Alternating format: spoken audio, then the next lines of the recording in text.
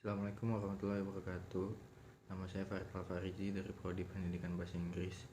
Saya akan membacakan makalah tentang kepemimpinan dalam Islam.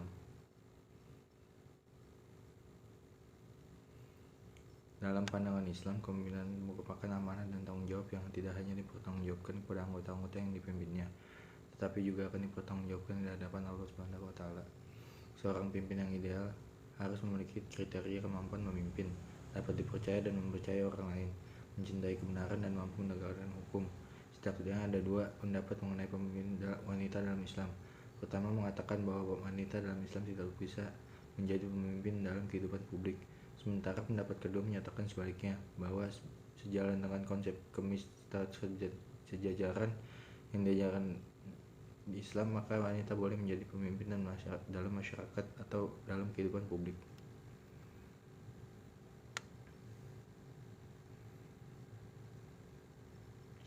Kepemimpinan sering disalahartikan dengan hal-hal yang berbau kesenangan, kesewenang-wenangan, dan kebebasan memerintah. Kepemimpinan bukanlah berbuat sewenang-wenangan memerintah, melainkan memenangkan, melayani demi terwujud suatu tujuan. Kepemimpinan mencakup pengorbanan, kerja keras, tanggung jawab terhadap pikiran, sikap, dan perilakunya. Pemimpin harus bertindak hati-hati terhadap segala ucapan, tindakan, bahkan peraturan-peraturan yang dibuatnya. Seorang pemimpin juga harus berlaku adil terhadap semua orang yang tanpa memandang status, ras, agama, maupun kekayaan, karena setiap perbuatan akan selalu dipertanggungjawabkan. Selanjutnya, seorang pemimpin yang bijaksana harus memiliki 4 sifat berikut. 1. Asidik, yaitu jujur dalam berucap, bertindak, dan berjuang dalam melaksanakan tugasnya. 2. Amanah, yaitu sikap dapat dipercaya, dapat mengembang amanah yang diberikan kepadanya sehingga tercipta rasa aman bagi semua pihak. 3. Al-Fatonah, yaitu kecerdasan dalam menghadapi masalah yang muncul dan mengatasi maupun menyelesaikannya. 4. At-Tabligh, yaitu menyampaikan amanah dengan jujur, bertanggung jawab, dan apa adanya. Dengan memilikinya 4 sifat kepemimpinan tersebut, diharapkan pemimpin yang terpilih merupakan pemimpin yang amanah, bertanggung jawab, dan mau mendengarkan bawahan, pengikut, atau rakyat. Masyarakat atau bawahan diharapkan pula dapat berperan aktif dalam setiap kegiatan maupun pemrograman yang diadakan oleh pemimpin, sehingga dapat terwujud masyarakat yang makmur dan sejahtera. Menurut Murtada Mutahari, umat manusia berbeda dalam hal keimanan dan kesadaran mereka akan akibat dari perbuatan dosa. Semakin kuat iman dan kesadaran mereka akan akibat dosa, semakin kurang mereka untuk berbuat dosa. Jika derajat keimanan telah mencapai intuitif atau pengetahuan yang dapat tanpa melalui proses penalaran dan pandangan batin, sehingga manusia mampu menghayati persamaan antara orang yang melakukan dosa dengan melemparkan diri di puncak gunung atau meminum racun, maka kemungkinan melakukan dosa yang pada diri bersangkutan akan menjadi nol. Saya memahami apa yang dikatakan Mutahari, derajat keimanan telah mencapai intuitif dan pandangan batin ini adalah sebagai telah merasakan cita rasa realitas spiritual. Dengan adanya kondisi telah merasakan cita rasa realitas spiritual, maka pastilah Rasulullah SAW dan Imam Ali bin Abi Thalib beserta keturunannya tadi berbebas dari segala bentuk dosa. Akan tetapi sekarang di manakah Imam Mahdi tersebut?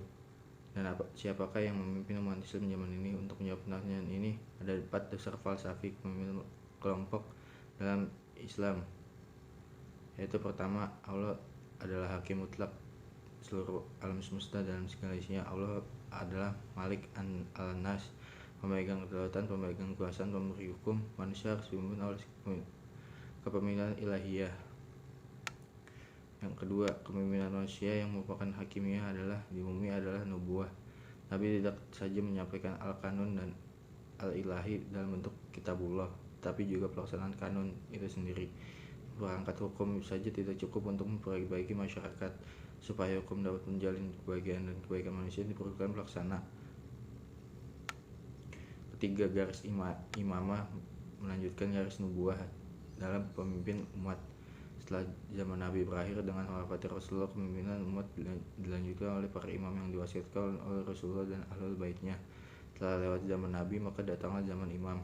Imam-imam ini ada 12. Pertama adalah Imam Ali bin Abi Thalib, Dan yang terakhir adalah Muhammad Ibnu Al-Hasan Al-Mahdi Al-Mu'tazar yang sekarang dalam keadaan gaib. Keempat, para hakim diberikan beban menjadi khalifah. Kepemimpinan Islam berdasarkan atas hukum Allah. Oleh karena orang fakih haruslah orang yang lebih tahu tentang hukum ilahi. Kesimpulan, kepemimpinan merupakan kemampuan dan keterampilan seorang yang menduduki jabatan sebagai pemimpin.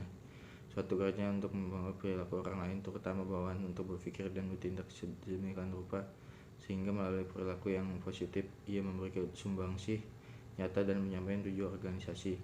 Serta seorang pemimpin ideal harus memiliki kriteria kemampuan memimpin, dapat dipercaya dan dapat mempercayai orang lain, mencintai kebenaran dan mampu menegakkan hukum. Meskipun penulis menginginkan kesempurnaan dalam menyusun makalah ini, akan tetapi pada kenyataannya masih banyak kekurangan yang perlu penulis perbaiki. Hal ini karena masih minimnya pengetahuan penulis. Oleh karena itu, kritik dan saran yang membangun dari para pembaca sangat penulis harapkan sebagai bahan evaluasi untuk kedepannya. Oke, wassalamualaikum warahmatullahi wabarakatuh.